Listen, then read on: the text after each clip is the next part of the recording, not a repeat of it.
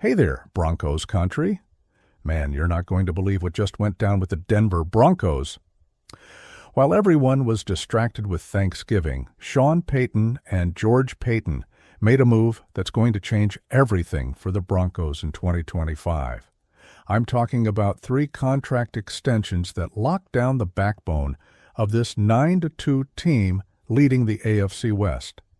And there's a detail about Pat Surtain, too, returning to practice that could define the Broncos' playoff run.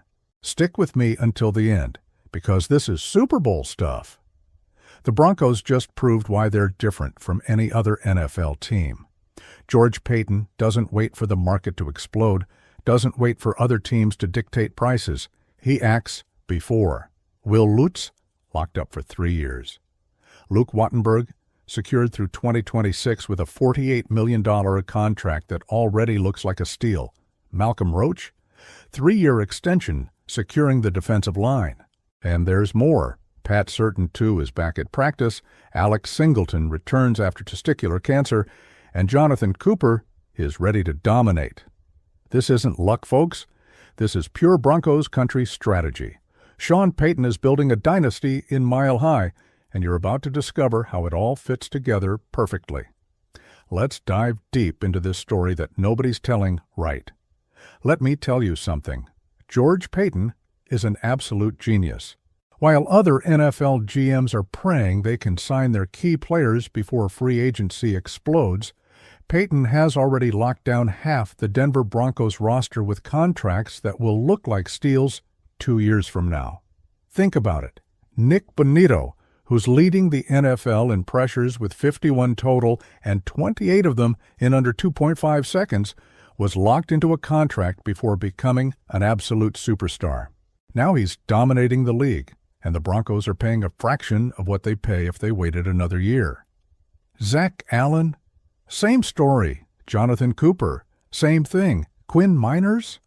Total bargain. And now, during the Broncos bye week, Paton did it again, 3 times.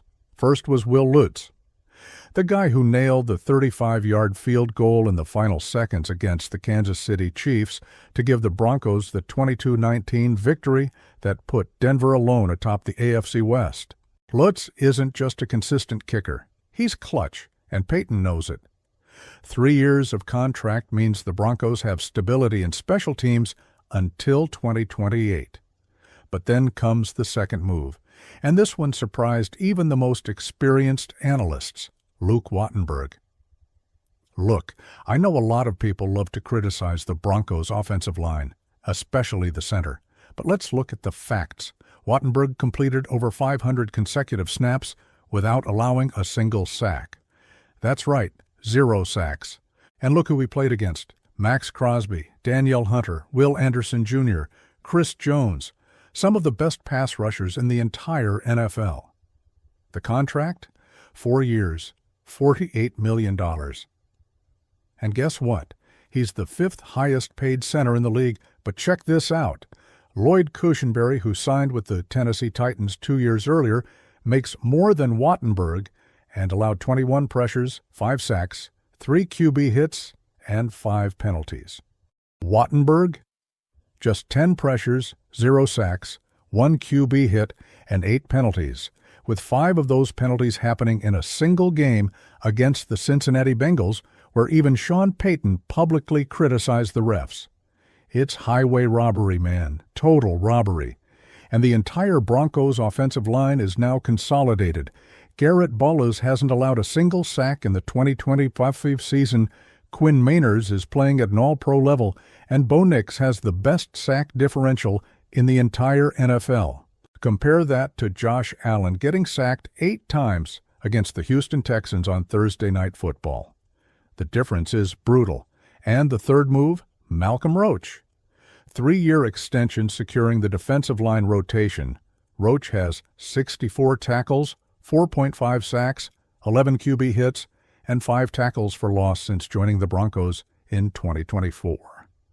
He's not the flashiest name, but he's exactly the type of player Vance Joseph loves. Consistent, reliable, buys 100% into the defensive system.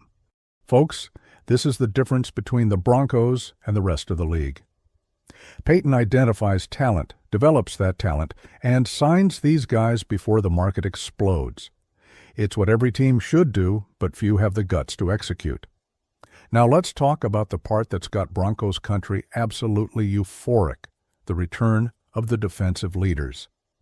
Pat Certain II is back at practice. The guy who's a Defensive Player of the Year candidate for the second time, who locked down receivers like DeAndre Hopkins and Davante Adams, who makes quarterbacks have nightmares just thinking about throwing to his side. PS2 was dealing with an injury that took him out of some games, but now he's back and practicing fully, and you know what that means. Riley Moss goes back to his real position. Moss is good, but he was being forced to cover WR1s while Surtain was out. With PS2 back, Moss can return to being the shutdown corner number 2 that he really is. And Jaquan McMillian, who's allowed the third lowest completion rate in the entire NFL, continues to dominate in the slot. The Broncos' defense was already ridiculous. They lead the league in sacks, with Nick Bonito being an absolute monster. Talanoa Hufanga is playing like an enforcer in the secondary. Jonathan Cooper and John Franklin Myers are creating constant havoc. Zach Allen is being a dominant presence on the defensive line. And now, with Certain back? Forget about it. But there's more. Alex Singleton is returning, and man, this story is so emotional. Singleton was diagnosed with testicular cancer 3 weeks ago. Cancer. The guy went through a terrifying situation, and now he's back at practice, expecting to play in Sunday Night Football against the Washington Commanders. This is the kind of leadership that defines a winning team. Singleton isn't just a linebacker. He's one of the emotional hearts of that locker room. He represents everything the Broncos are about: resilience, fight, overcoming adversity. And the fact that he's coming back this quickly shows this man's character. Sean Payton talked about this in the most animated press conference I've ever seen from him. He said that before starting the interview, the locker room was blasting "money, money, money" on the speakers celebrating their teammates' contract extensions. He talked about how this team's culture is special, how everyone celebrates when their brothers get their deals. And there's an interesting detail. John Franklin Myers, who hasn't renewed yet, was the first person on Twitter to congratulate Malcolm Roach and Luke Wattenberg, even though he has every reason to be upset about not getting his payday yet. He's celebrating his brothers. That's Broncos Country, folks.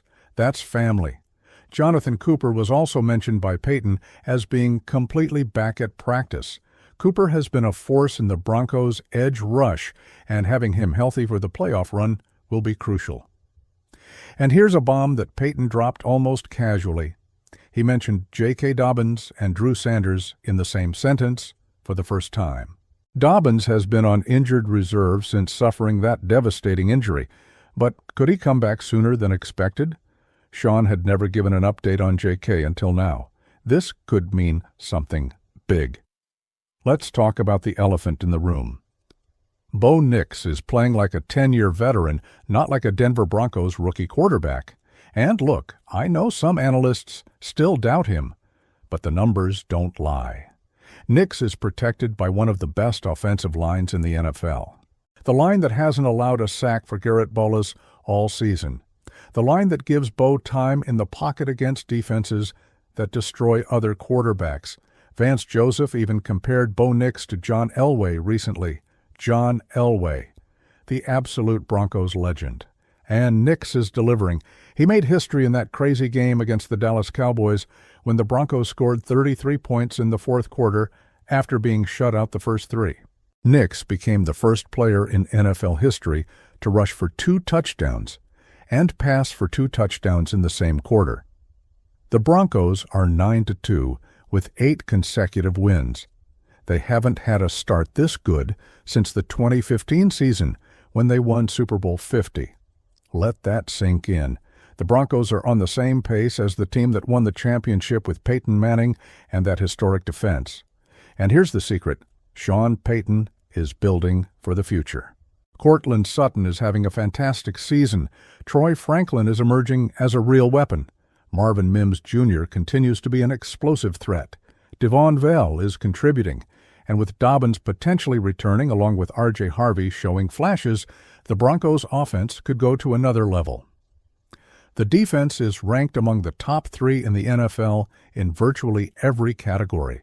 They're third in rushing yards allowed, first in yards per carry. They lead in sacks. They have the best cornerback duo in the league with Surtain and Moss. They have the best pass rusher in Bonitto. And look at the schedule. Washington Commanders on Sunday Night Football, then come games against divisional rivals and teams that the Broncos can absolutely dominate if they keep this pace. The playoffs are practically guaranteed. The question now isn't if the Broncos are going to the playoffs, it's what seed they'll have. They're fighting for the first seed in the AFC, folks.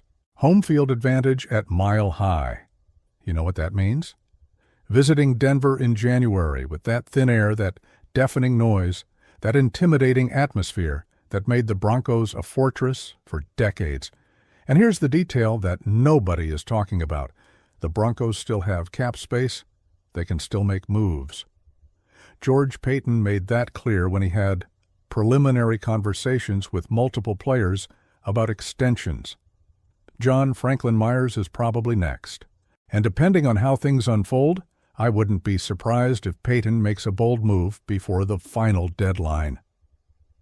Sean Payton talked about 3 areas of focus for the end of the season: penalties, turnover margin, and offensive consistency. The Broncos were penalized too much in some critical games. Riley Moss, despite being excellent, was called for 2 pass interference penalties against the Chiefs that nearly cost the game. The turnover margin needs to improve. Bo Nix had some interceptions at bad times. But you know what? These are fixable problems. They're not talent problems. They're execution and discipline problems.